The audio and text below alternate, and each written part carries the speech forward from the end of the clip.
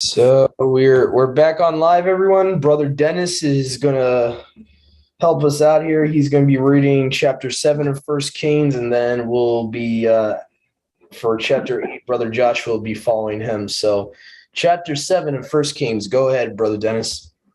Okay, chapter 7.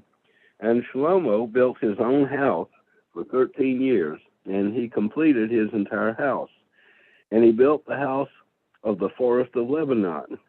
It was 100 cubits long and 50 cubits wide and 30 cubits high, with 4 rows of cedar columns and cedar beams on the columns. And it was parallel with cedar above here. Let's see, above the beams that were on 45 columns, 15 to a row. And there were windows with narrowed frames in 3 rows, and window was opposite window 3 times.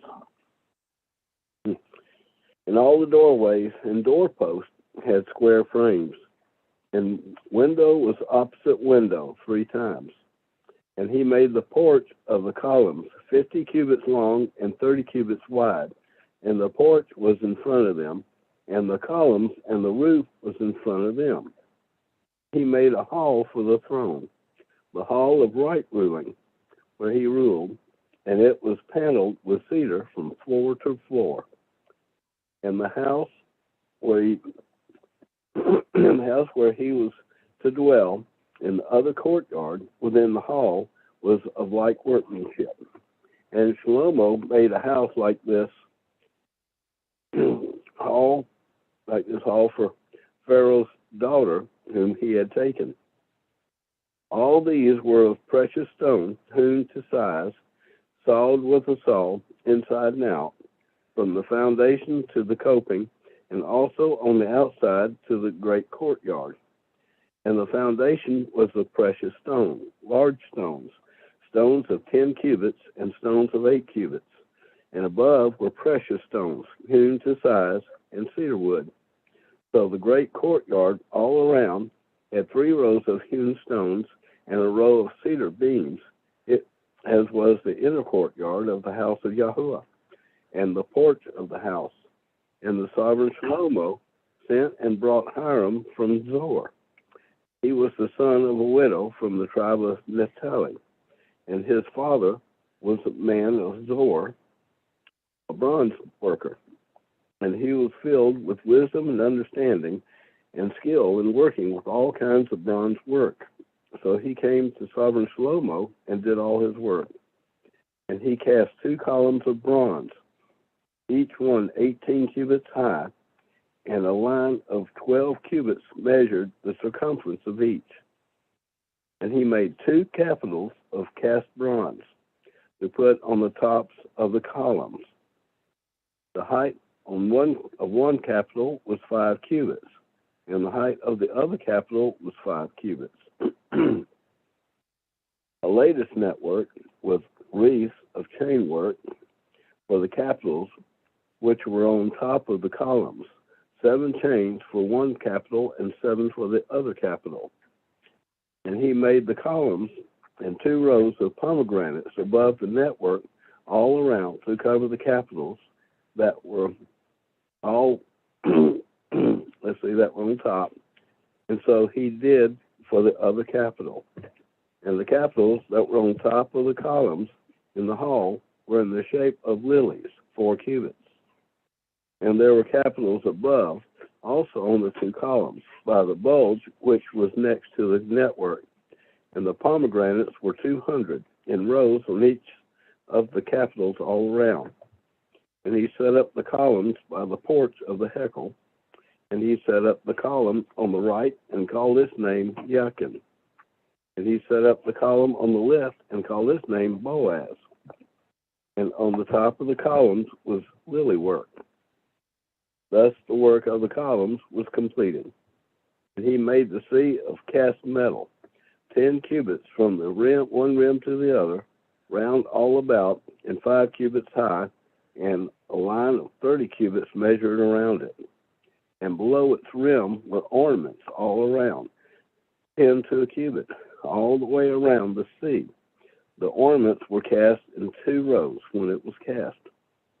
It stood on 12 oxen, 3 facing north, and 3 facing west, and 3 facing south, and 3 facing east. And the sea was set upon them, and all their back parts were inward. And it was a handbreadth thick, and its rim was shaped like the rim of a cup, like a lily blossom. It held 2,000 baths. And he made 10 stands of bronze. Each stand was 4 cubits long, and 4 cubits wide, and 3 cubits high. And this is how the stands were made. They had side panels, and the side panels were between frames. And on the side panels that were between the frames were lions, oxen, and cherubim, and the pedestal above on the frame. Below the lions and oxen were wreaths of beaten work, and each stand had 4 bronze wheels and axles of bronze, and its 4 feet had supports. Under the basin were cast supports beside each wreath, and its opening inside the crown at the top was 1 cubit, and the opening was round, like the work of the pedestal, 1.5 cubits, and also on the opening were engravings, but the side panels were square, not round, and the 4 wheels were under the side panels, and the axles of the wheels were joined to the stand, and the height of a wheel was 1.5 cubits. And the wheels were made like chariot wheels. Their axle pins and their rims and their spokes and their hubs were all cast. And there were 4 supports at the 4 corners of each stand. Its supports were of the stand itself. And on the top of the stand, 0.5 cubit in height, round all around. And on the top of the stand, its flanges and its side panels were of the same. And on the plates of its flanges and on its side panels, he engraved cherubim, lions, and palm trees, according to the clear space on each, with wreaths all around. He made the 10 stands like this. All of them were of 1 mold, 1 measure, and 1 shape. And he made 10 basins of bronze. Each basin contained 40 baths, and each basin was 4 cubits, 1 basin on each of the 10 stands. And he put 5 stands on the right side of the house, and 5 on the left side of the house. And he put the sea on the right side of the house to the east, facing the south. And Hiram made the pots and the shovels and the bowls. And Hiram completed doing all the work that he was to do for Sovereign Shlomo on the house of Yahuwah. The 2 columns and the bowl-shaped capitals that were on top of the columns, and the 2 networks covering the 2 bowl-shaped capitals, which were on top of the columns, and the 400 pomegranates for the 2 networks, 2 rows of pomegranates for each network to cover the 2 bowl-shaped capitals that were on top of the columns, and the 10 stands and the 10 basins on the stands, and the 1 sea and 12 oxen under the sea, and the pots and the shovels and the bowls and all these utensils which Hiram made for Sovereign Shlomo for the house of Yahuwah were of polished bronze. The sovereign had them cast in clay in the district of Yarden between Succoth and Zarethan. And Shlomo left all the utensils unweighed, because they were many, nor was the weight of the bronze searched out. So Shlomo made all the utensils for the house of Yahuwah, the altar of gold, and the table of gold on which was the showbread, and the lampstands of refined gold, 5 on the right side and 5 on the left, in front of the speaking place, with the flowers and the lamps and the snuffers of gold, and the basins and the snuffers and the bowls and the ladles and the fire holders of refined gold, and the hinges of gold, both of the doors of the inner house, the most set-apart place, and for the doors of the house of the Hekel. Thus, all the work which Sovereign Shlomo had done for the house of Yahuwah was completed.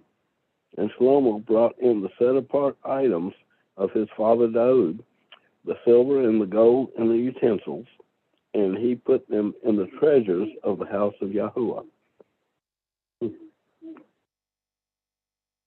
That's it. Interesting that they talk about the capitals are on top.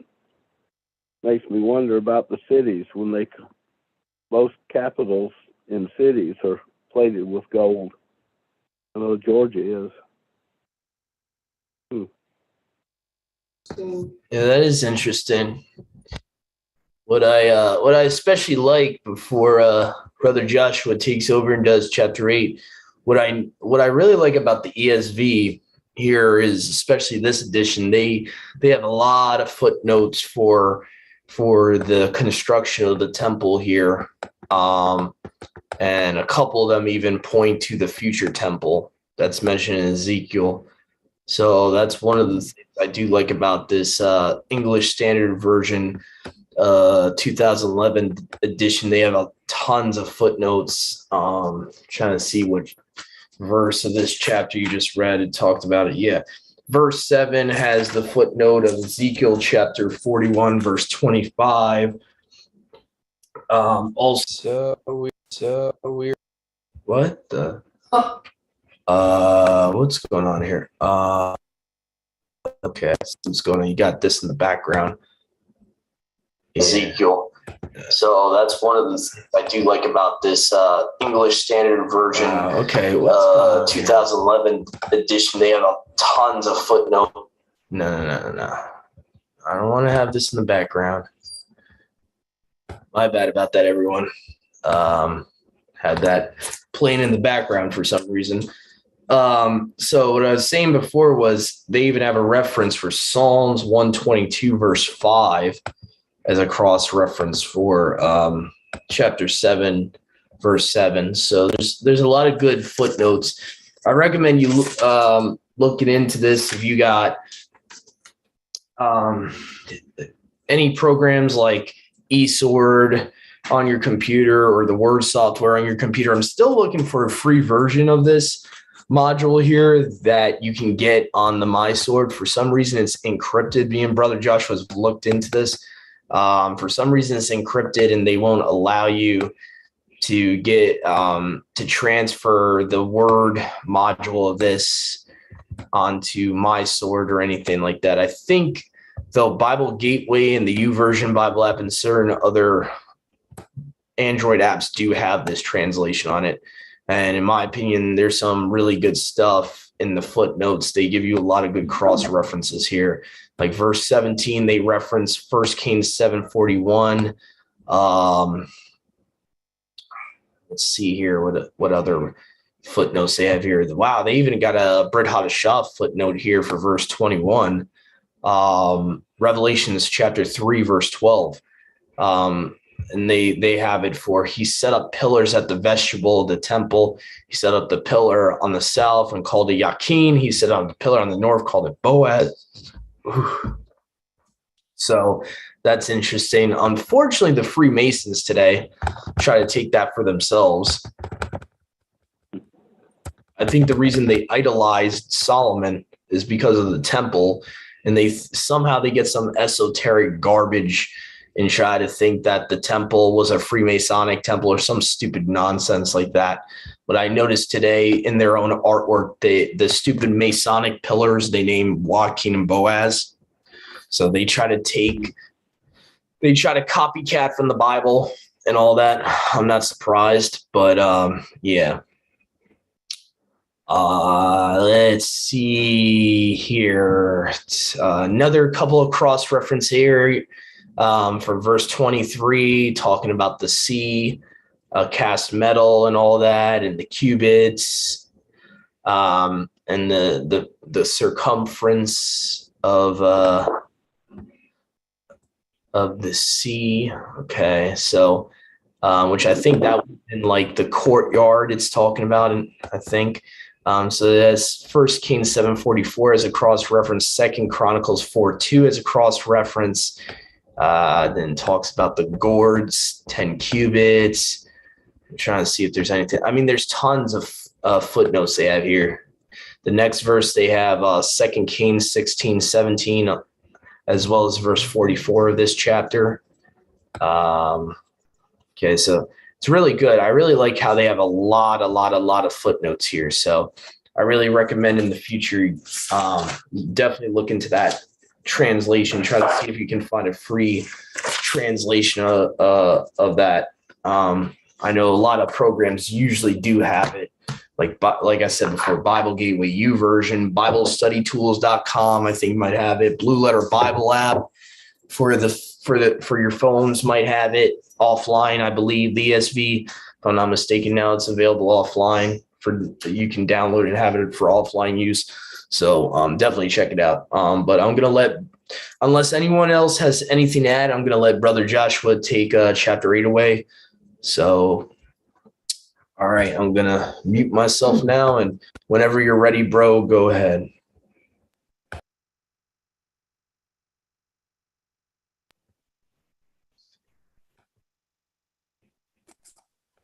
Well, so I'm going to read chapter 8. I don't think it'd be appropriate to take it away because I think it actually belongs there. But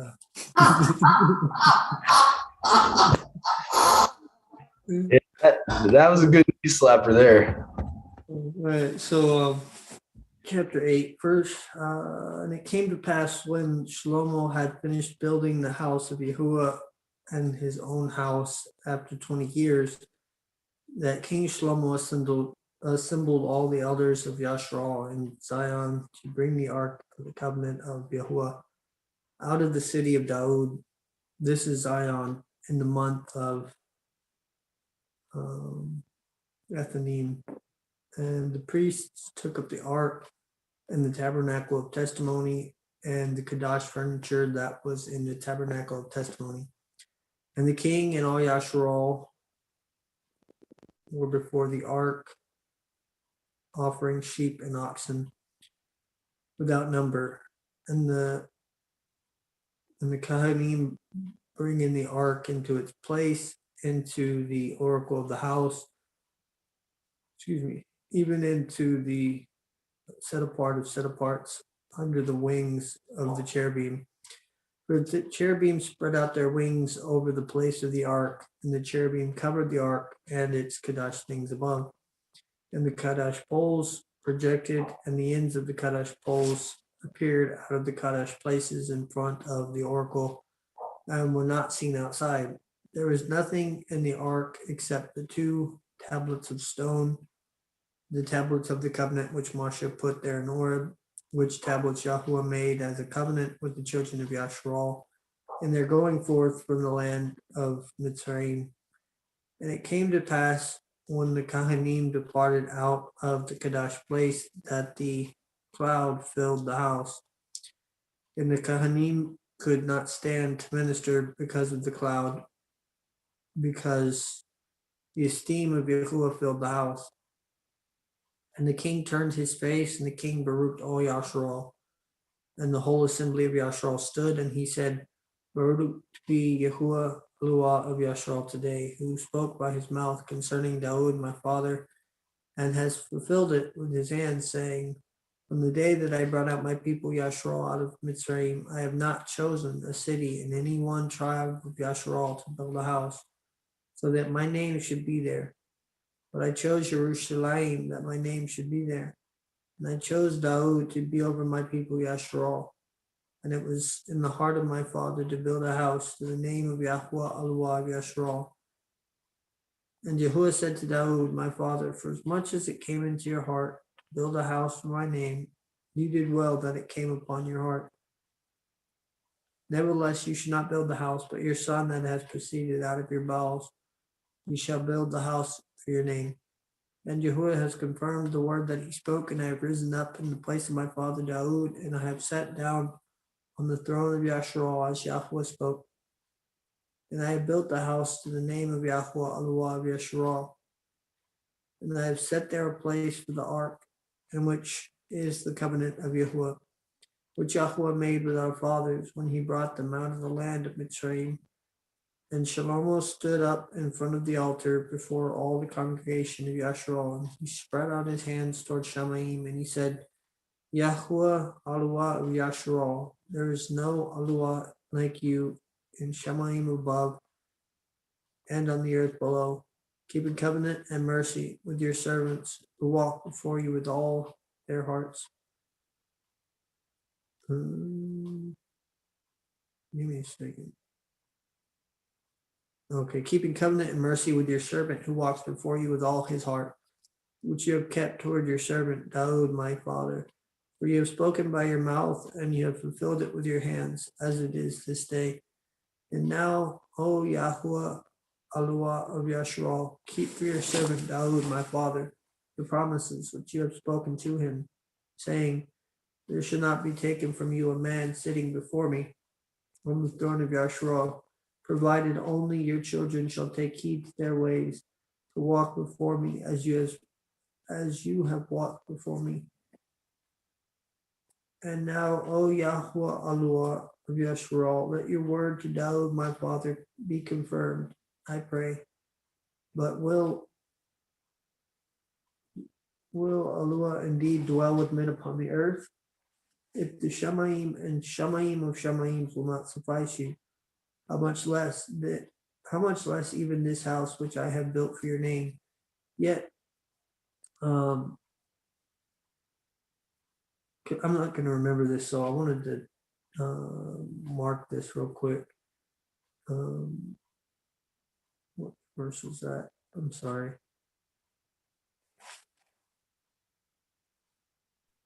Mom, do you remember? Because I was getting hold on something one from the second. kitchen real quick. So No, I I was- got it. okay.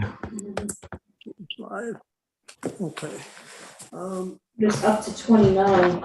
Yahuwah Aluah Yashua, you shall look upon my petition to hear the prayer which your servant prays to you in your presence this day, that your eyes may be open toward this house day and night, even toward the place which you said, my name shall be there, to hear the prayer which your servant prays at this place day and night. And you shall hearken to the prayer of your servant and of your people, Yasharal, which they shall pray toward this place, and you shall hear in your dwelling place in Shamaim, and you shall do and be favorable whatsoever trespasses anyone shall commit against his neighbor. If he shall take upon him an oath so that he should swear, and he shall come and make confession before your altar in this house, then shall you hear from Shamaim and you shall judge your people, Yasharal, that the wicked you should be condemned, to recompense this way upon his head, and to justify the righteous, to give to him according to his righteousness. When your people Yasharal falls before enemies, because they shall sin against you, and they shall return and confess to your name, and they shall pray and supplicate in this house, then shall you hear from Shamaim, and be favorable to the sins of your people, Yasharal, and you shall restore them to the land which you gave to their fathers. When the heavens are restrained, and there is no rain, because they shall sin against you. And they shall pray toward this place, and they shall make confession to your name, and shall turn from their sins when you shall have humbled them. Then you shall hear from Shamaim and be merciful to the sins of your servant and of your people Yasharal, for you shall show them the thub way to walk in it, and you shall give rain upon the earth, which you have given to your people for an inheritance. If there should be famine, if there should be death, because there should be blasting locusts, or there be mildew, and if their enemy oppress them in one of their cities, with regard to every calamity, every trouble, every prayer, every supplication, whatever shall be made by any man, as they shall know each the plague of his heart, and shall spread abroad his hands to his house, then shall you hearken from Shamayim out of your established dwelling place, and you shall be merciful, and shall do in recompense to every man according to his ways, as you shall know his heart, for you alone know the heart of all the children of men, that they may fear you all the days that they live upon the land which you have given to your fathers, and for the stranger who is not of your people, When they shall come and pray toward this place, then shall you hear from Shamaim out of your established dwelling place, and you shall do according to all that the stranger shall call upon you for, that all the nations may know your name and fear you, as do your people Yasharal, and may know that your name has been called on this house which I have built. So for any racist groups out there, and for the stranger who is not of your people, if it be that your people should go forth to war against their enemies in the way by which you shall turn them, and pray in the name of Yahuwah toward the city which you have chosen, and the house which I have built for your name, then shall you hear from Shamaim their supplication and their prayer, and shall execute judgment for them. If it be that they shall sin against you, for there is not a man who will not sin. And you shall bring them and deliver them up before their enemies, and they that take them captive shall carry them to a land far or near. And they shall turn their hearts in the land where they have been carried captive, and turn to the land of their sojourning, and supplicate you, saying, We have sinned, we have done unjustly, we have transgressed. And they shall turn to you with all their heart and with all their soul in the land of their enemies, where you have carried them captives, and shall pray to you toward their land which you have given to their fathers, and the city which you have chosen, and the house which I have built for your name. Then shall you hear from Shamaim, your established dwelling place, and you shall be merciful to their unrighteousness in which they have trespassed against you, and according to all that they have transgressed against you. You shall cause them to be pitied before them that carry them captive, and they shall have compassion on them. For they are your people and your inheritance, whom you brought out of the land of Mitzrayim, out of the midst of the iron furnace. And let your eyes and your ears be open to the supplication of your servant, and to the supplication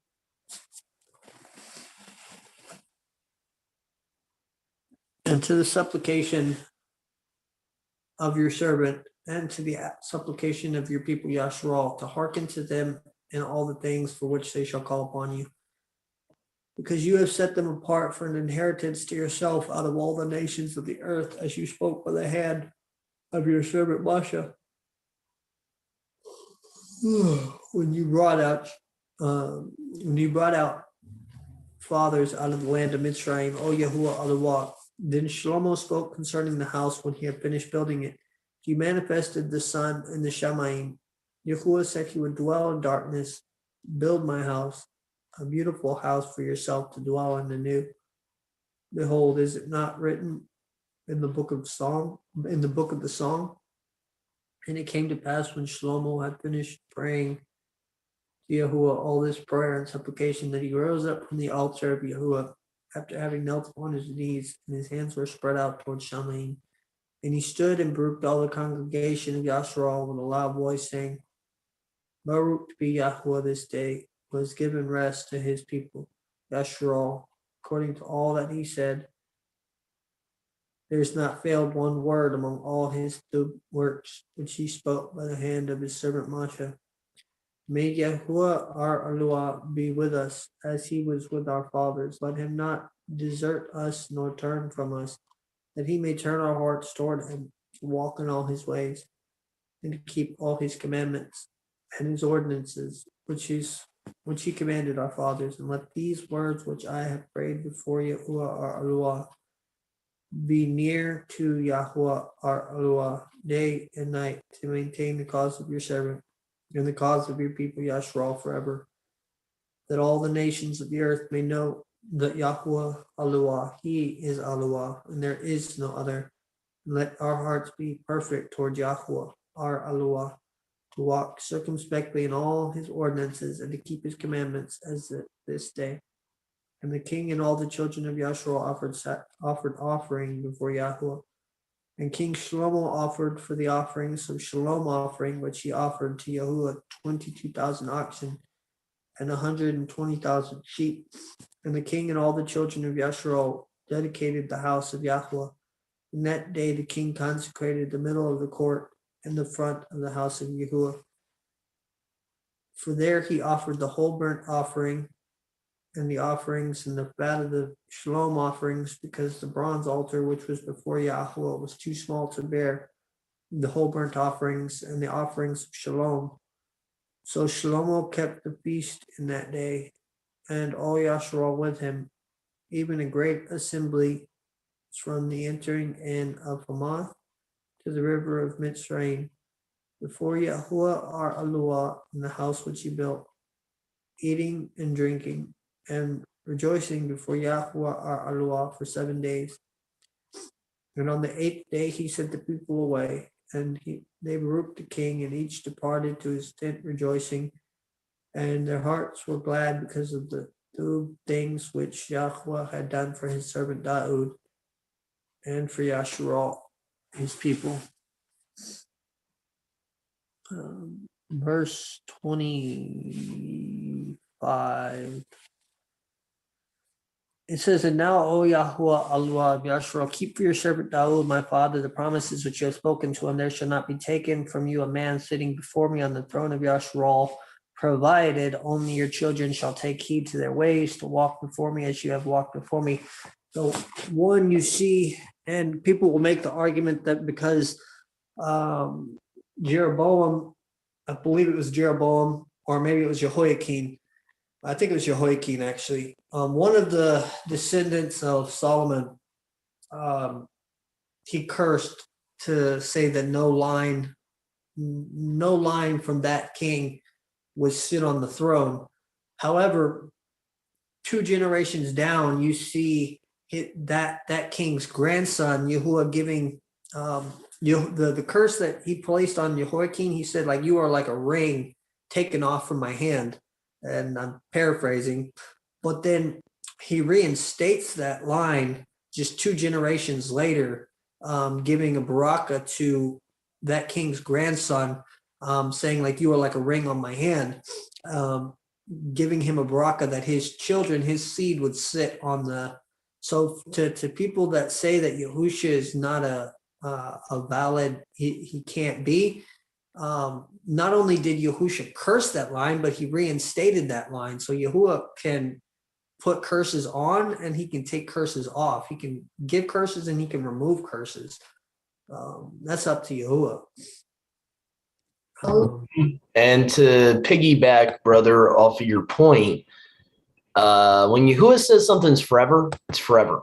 Book of Jeremiah, for example, to piggyback off what you just said, he says, if you could break my covenant with day and night, then you can break my covenant I have with the Levites and with David, that he will always have a descendant sit on his throne. Yahuwah means what he says. So to say just because he put a curse on someone, that means there's never going to be a king of that line ever again, no. Obviously, they're misinterpreting that. Clearly, you see and by the way, that promise he made to David, if you read all the scriptures referring to that promise, when he gave that promise, it was conditional. Right. Okay. So it's not like he's breaking his promise. It's conditional. When David's descendants were obeying him, he always had a king sitting on the throne. Mm-hmm. When Solomon was young, he was obedient, sitting on the throne. When Solomon messed up, what happened? The throne was taken from him. It's if we let scripture just harmonize with one another and not try to put our own interpretations into the text, there's no contradiction there. Like Brother Joshua is showing, it's Yahuwah never took away that promise, but that promise is conditional. Okay, it always was a conditional promise. It never was unconditional. Yahuwah is a very conditional Elohim. Mm-hmm. You don't obey him, There's there's consequences. Even to promises, there's consequences. Okay, so the point, what I'm trying to piggyback off of what Brother Joshua, what he's saying here is, just because Yahuwah cursed Jehoiakim or that king doesn't mean that he can't take that curse off, doesn't mean that he can't still keep that promise he has to David. And but I do notice that for a time, hasn't been a king on David's line, from David's line sitting on a throne. So I wonder if has anything to do with the repercussions of 70 AD, the disobedience of not a lot of the Judeans did not accept Yahusha when he came. And you notice from 70 AD on, they haven't had a king. Just saying. So I wonder if that's part of the disobedience there, is not accepting the salvation, freely given.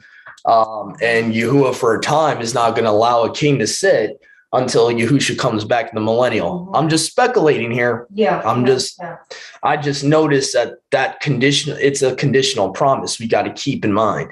It is a conditional. It's not unconditional. So as long as they're disobedient, he's not going to have a king sitting on the throne. So just saying, maybe Yahuwah knew that and foreseen that and realized that, in prophecy, even it seems like there's not going to be a king sitting on that throne in Jerusalem until he comes back. And it's like, I know some people will use a straw man argument, yada, yada, yada. There's presidents. President's not the same thing.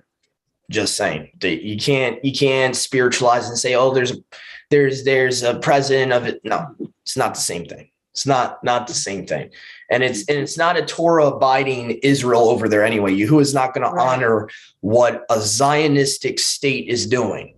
Okay. As far as his authority goes, they don't have a king of that line over there. There hasn't been. There was a guy from Israel that was accused of being a spy in the United States. And it was I think a Jesuit had him locked up for 15 years, but he was telling the people in Israel, Yisrael, that right now the United States is run by the Amalekites. Oh my goodness! That's a whole huge rabbit hole. If I'm not mistaken, I think they have prime ministers now. Yeah, but that's the point I was trying to bring up. It's not a sovereign. It's not a king. We can't mix presidents with kings. Just saying. As far as Yahuwah's authority is concerned, there has not been a literal king on David's throne. That promise there's not been a king to sit on that throne. Pretty much, you could say since 70 AD for the most part. Pretty much since, and even that, did Yahuwah really give Herod as a king? I guess you could say, yeah, but it's like he supposedly wasn't even Judean. Supposedly he was an Edomite that converted. So it's like, that's kind of straw man argument. People that want to make that argument that during Yahusha's day, there was someone sitting on there when he was on earth.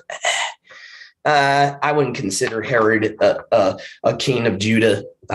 I wouldn't. I mean, I guess politically he was, but right. That's a straw man argument in my opinion. But what Yahuwah's promise is referring to is talking about someone of Judah's line reigning on David's throne. That's what he's literally talking about in that promise. So anyway, but I just wanted to put my 2 cents in. I also wanted to piggyback off of what Brother Joshua mentioned before about the those that are not of your people to draw near to Yahuwah. I find it interesting in a millennial context in the book of Isaiah.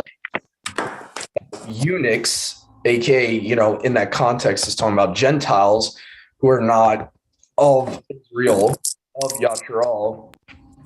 It says, do not let the eunuchs say,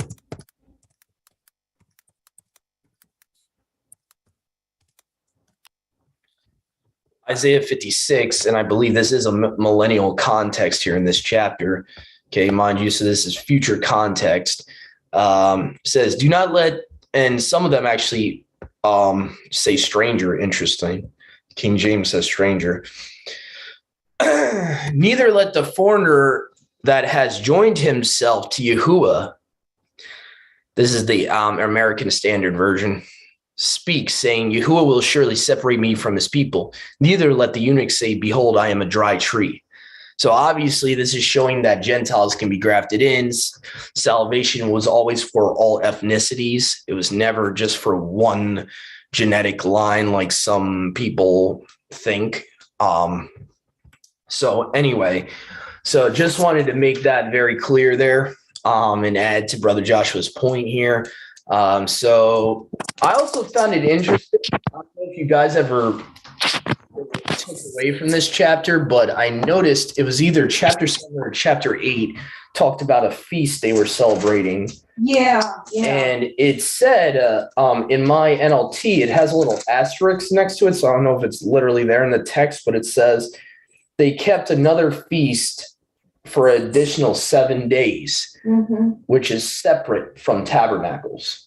So I was kind of wondering, you see later on with the Maccabees, they have something called the Feast of Dedication, which was for 7 days. And I kind of wonder if what they instituted as the Feast of Dedication was a traditional feast that Solomon actually instituted, and they just kind of copied and gave it a name.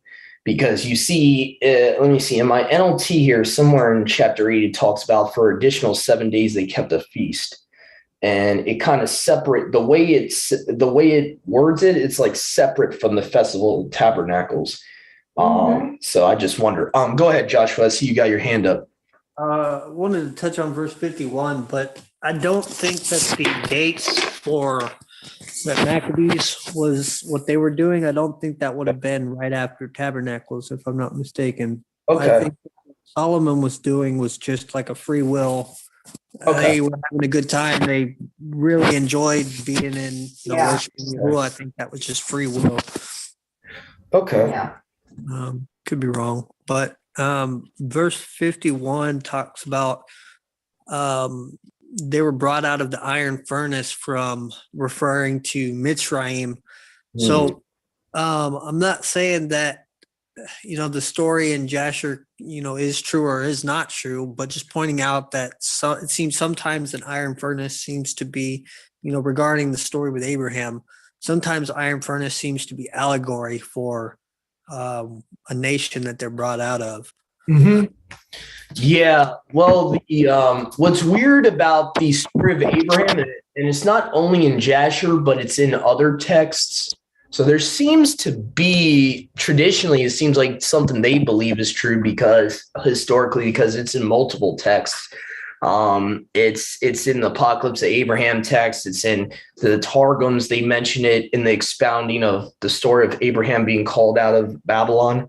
It seems like it wasn't just allegorical, but it was both, according to their tradition. And I'm not saying it's true either. I agree with you, brother. We really don't know. But according to them, they believe it's true. This traditional story that Abraham was caught by Nimrod trying to convert his dad, and basically Nimrod brings him before him and, puts him in a physical furnace, actually, like literally. So in that story, it's not just allegorical. It's actually a literal, like almost like a parallel to Arad, Meshach, and Abednego type of story. It's almost like he's being put in a literal furnace. So when the Targums say, I am Yahuwah who brought you, Abraham, out of the furnace of the Chaldees, he's not just talking about allegorical. It's kind of like a double thing. It's like actual, like talking about I saved you from the furnace, kind of like I saved Arad, Meshach, and Abednego out of the furnace of Babylon. It's like to them, I guess to their culture, their traditional history, they looked at it as a parallel between the story of Daniel and Abraham, that it was like this happened before. We don't know if it's true or not. Like you just said, to piggyback off what you just said, I really don't know. But I just wanted to mention, just make note of, technically, Jasher is not the only text that mentions it. There's like multiple sources for that story. It seems like it was something that their culture definitely believed it happened. In their own tradition, they believed it happened, that there was this altercation between him and Nimrod, and Nimrod was trying to kill him, kind of like how Nebuchadnezzar was trying to kill the three boys, and Yahuwah saved him. I think it might be in Genesis 12 of the Targum. I would have to look back exactly what chapter gives the expounding, and it talks about, I am Yahuwah that brought you out of the furnace of the land of the Chaldees. And, it gives like a whole big commentary expounding. And I think in 2 of the 3 Targums, I think the Jerusalem one does it, as well as the Pseudo-Jonathan one. I think the Unkalos one doesn't really mention what the furnace is. It gives it an allegory, like you were talking about, like that. The Unkalos one would probably make it an allegory, but the other ones are kind of both. They're like allegory and physical. So it's kind of interesting. It's something you might want to look into. People that are listening might want to look into on their own time. But it's basically a Mishnah historical telling that they knew that was very common around the 2nd, 3rd century AD. It was very common that they understood that this story, in their own mind, they thought it really happened. Like, it wasn't a fake legend. It was like something that actually happened to Abraham when he was being called out. So who knows? It could be true, could not be true, but it seems like it was something that they believed was not just a Jewish fable or something. It was like something that really happened. I personally believe, I have no problem believing it was true because it happened to Arad, Meshach, and Abednego. I'm pretty sure someone that, the original tyrant of Babylon wouldn't, I wouldn't put it past them to do the same exact thing that Nebuchadnezzar did centuries later. So I wouldn't be surprised, but I do agree with Brother Joshua with the allegory thing. A lot of the times you'll see iron furnace as an allegory, taking someone out of a, captivity or a pagan nation being oppressed, that he's taking them out of that furnace, out of that affliction. So, yeah. So I do find that interesting. But yeah, I personally believe that story is true. Just FYI, my own opinion, I believe that story is legitimate. Just because there's so many sources for it, so many different texts, canonical, extra canonical seem to agree that it actually happened. But anyway, but let me see here. So I think my mom's going to be finishing. You're going to be reading Luke 16. Let me just do a new